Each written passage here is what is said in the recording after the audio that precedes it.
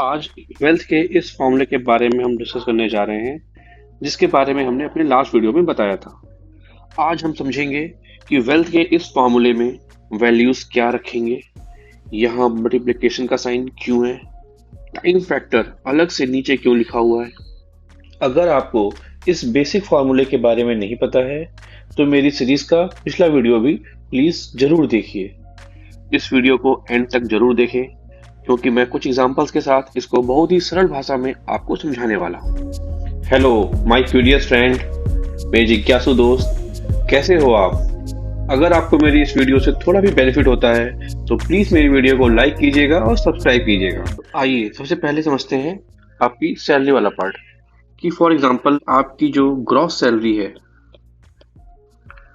वो मान लीजिए कि 1,30,000 है।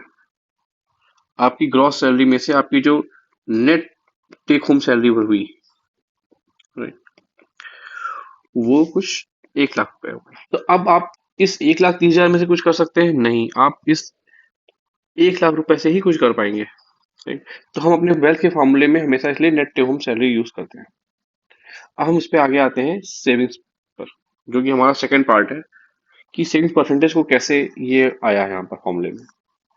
तो आपकी जो नेट टेक होम सैलरी थी वो आपकी 1,00,000 रुपए हो गई, राइट। अब इस 1,00,000 रुपए सैलरी में से आपने कुछ खर्च कर दिया अमाउंट, और कुछ अमाउंट आपने आपके पास बच गया, ठीक है। तो अब आप बताओ जो खर्च हो गया उस अमाउंट का, अब आपको एक बार जो खर्च होना है, मान लीजिए आपने बच्चे की फीस दे दी, आपने घर का सामान ले आए, जो भी किया आपने, अब वो हो गया खत्म, बीते हुए टाइम की तरह ये एक्सपेंडिचर वाला पैसा चला गया, अब जो लौट के नहीं आना है। आपके पास क्या रहेगा, हमें साथ कौन देगा? आपके अपने सच्चे दोस्त की तरह, जो पार्ट आपने यहाँ पे सेव किया। आपका सेविंग परसेंटेज है 30%। तो ये अमाउंट कैसे निकलेगा? यहाँ पर आप जो take home net take home salary थी 1,00,000 इंटू 30%, तो ये कितना हो गया आपका? 1,00,000 इंटू 0.3 इंटू इक्वल टू 30,000, ठीक है। अच्छा, ये जो 30% था ये 0.3 क्यों हो गया? जब हम लिखते हैं 30%, तो ये जो सेंट है आपका, this cent, this is equal to basically 100। तो आपने जैसे कहते हो सेंचुरी मार दी, सेंचुरी क्या है? सेंट, 100। तो 30% का मतलब क्या हुआ कि 30/100, यानी कि 0.3। एनीवेज, थोड़ा सा मैंने आपको अलग चीज पे चला गया था। तो अब आपका जो अमाउंट निकल के आया है, आपका जो मंथली सेविंग आपके पास बचा, वो कैसे आया? जो आपकी टेक होम सैलरी थी वो कितनी थी? मान लीजिए 1,30,000 माइनस आपका 30,000, जो आपका टैक्सेस और डिडक्शन वो चला गया था, दिस इज इक्वल टू 1,00,000, और इसमें आपने मल्टीप्लाई किया किससे? सेविंग्स परसेंटेज से।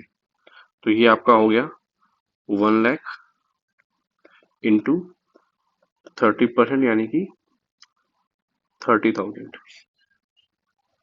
अगर मान लीजिए किसी का सेविंग परसेंटेज 50 है, वो 50% तक अपना सेव कर ले रहा है, तो उसका अमाउंट कितना निकलेगा? आएगा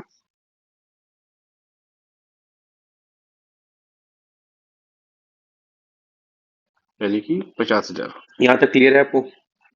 सेविंग्स परसेंटेज और इनकम वाले पार्ट तक हमारा क्लियर हो गया। अब हम थर्ड पार्ट पे आते हैं।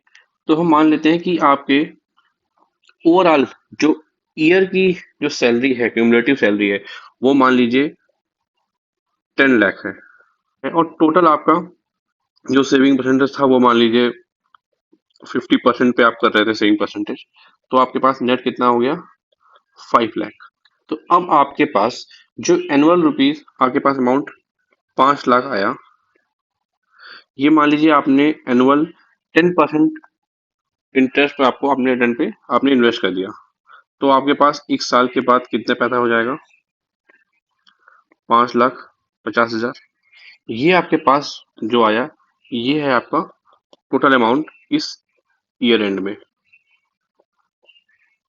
इसको मैं फिर से रिकैप करता हूँ फटाफट। तो टोटल अमाउंट आपका आया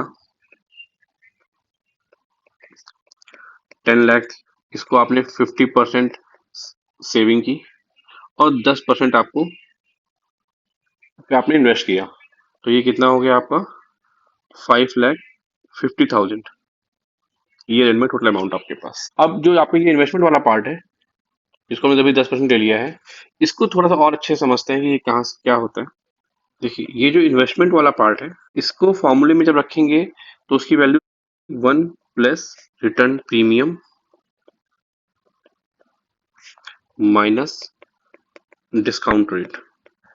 रिटर्न प्रीमियम है आपका, अ, इसको आप सिंपल मान लीजिए कि आपको जो इंटरेस्ट मिल रहा है, आपको जो आप पैसा दे रहे हो, आपको इंटरेस्ट मिल रहा है, वो चीज वैसे अभी सिंपल कैलकुलेशन के लिए, वरना अगर आप कहीं आप इन्वेस्ट कर रहे हो तो वो कितना उसका आप CAGR आ रहा है, अगर आपको 4 साल बाद वापस ले रहे हो, अगर कोई आप प्रोजेक्ट लगा रहे हो उसमें आप चेक करो तो आप देखोगे कि कितना उसका IRR कितना है उसका।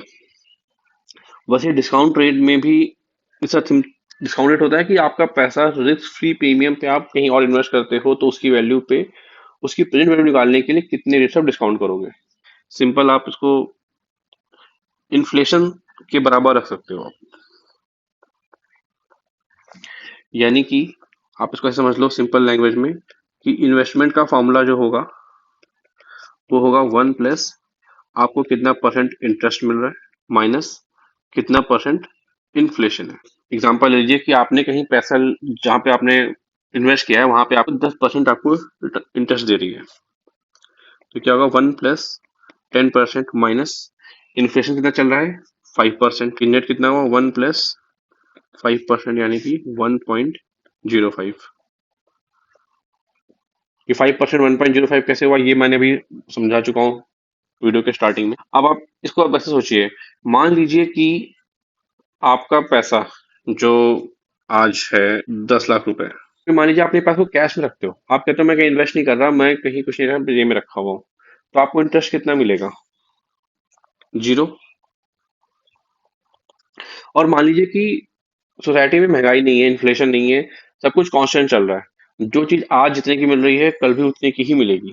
उस केस में आपका इन्फ्लेशन परसेंटेज कितना हुआ 0, मल्टीप्लाई करिए 1 प्लस रिटर्न कितना आ रहा था, हमने लिखा था 0 और इन्फ्लेशन कितना लिखा था -0, यानी कि 10 लाख इंटू 1 यानी कि 10 लाख।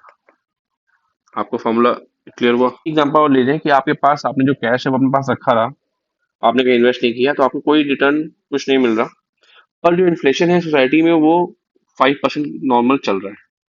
उस केस में फॉर्मूला क्या होगा, आपके 10 लाख रुपए की वैल्यू क्या हो जाएगी 1 प्लस रिटर्न कितना है 0, कि आपने कैश रखा हुआ है अपने जेब में, आपने कहा कि मैं कहीं इन्वेस्ट नहीं करता, माइनस इन्फ्लेशन कितना चल रहा है 5%, तो ये कितना हो गया 0.95, यानी टोटल अमाउंट कितना हो जाएगा ये 9,50,000।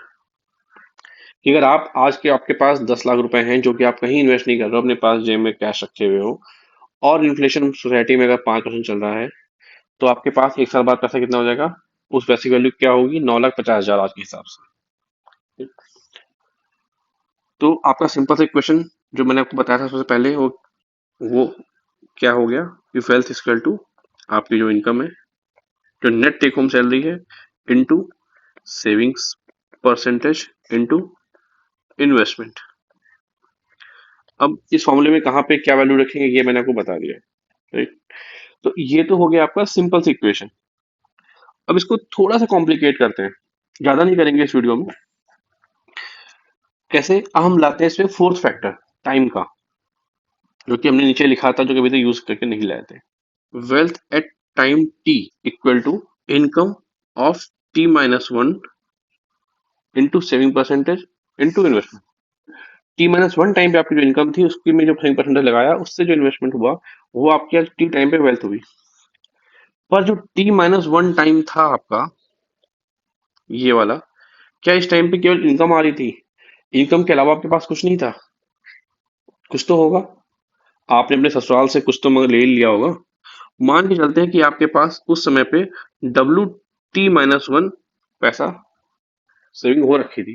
अगर हम आखिर पे वेल्थ निकालना चाहें इसको, तो आप इसको लिखोगे ऐसे कि मान लीजिए, सिंपल ईयर वाइज लेते हैं, टी की जगह हम 20 2019 यूज कर लेते हैं ताकि कंफ्यूजन ना हो, कि आपके पास W 2019 एक मान लेते हैं कि पास कुछ पैसा था, ठीक है, और आपके पास इनकम आई 2019 में कुछ, तो आपके पास W 2020 क्या हो जाएगा? W 2019 plus income 2019 into saving percentage into investment 2019 में आपको जो रिटर्न मिला, वैसे ही W 2021 क्या होगा? W 2020 प्लस इनकम जो आपकी 2020 में हुई, आपने 2020 में जो सेविंग्स किया, परसेंटेज सिंप्लाई करेंगे, इनटू आपने 2020 में उस पैसे को जहां पे इन्वेस्ट किया नेट, राइट, वो आपका 2021 का आ गया कि WT-1 into investment plus income T-1 into saving percentage into investment, यानी कि WT-1 plus income T-1 into saving percentage into bracket में आपने क्या किया, इन्वेस्टमेंट को हमने बाहर ले लिया, दिस इज, ये हुआ आपका WT। आपको ये चीज समझ में आई? अब ये एक ईयर का है ये, राइट। अब इस तरह से हर ईयर पे आपका साइकिल चलता रहेगा। जैसे अगर आप WT+1 निकालना है आपको, अब WT+1 क्या होगा? WT plus income of T into saving percentage into investment, और WT क्या है? ये WT ये वाला ये है, इस वाले फैक्टर की जगह पे ये पूरा वैल्यू आएगी। फिर और इस वाले में इसकी जगह पे क्या आएगा? इसकी जगह पे इस तरह का चीज वैल्यू आएगी। फिर तो ये कैस्केडिंग से इक्वेशन बनती चली जाएगी, तो ये आपका थोड़ा सा कॉम्प्लिकेट सा होता है। इसीलिए टाइम एक बहुत इंपॉर्टेंट फैक्टर है आपकी वेल्थ में, कि आप जो कुछ भी आप इन्वेस्ट कर रहे हो, जो भी आप सेविंग कर रहे हो, वो टाइम की रेसिपी में ही आंच में धीरे धीरे पकता है। जैसे कहते हैं ना, आप खाना बना रहे हो, जब तक उसको खाने को धीरे आंच में अच्छे से नहीं पकाओगे तो मजा नहीं आता। वैसे ही ये वेल्थ तभी क्रिएट होती है बढ़िया, जब तक वो इस एक टाइम फैक्टर के साथ बढ़ते जाती है। वीडियो में इतना ही। आपको अगर इस फॉर्मूले से रिलेटेड, इस वेल्थ से रिलेटेड, इनके फैक्टर्स के बारे में और डिटेल में जानना है तो फिर ये वाला वीडियो जरूर देखिएगा। आपको फाइनेंस से रिलेटेड ऐसी बेसिक और फंडामेंटल चीजें सरल भाषा में सीखनी है तो मेरे सीरीज से जुड़े रहिए।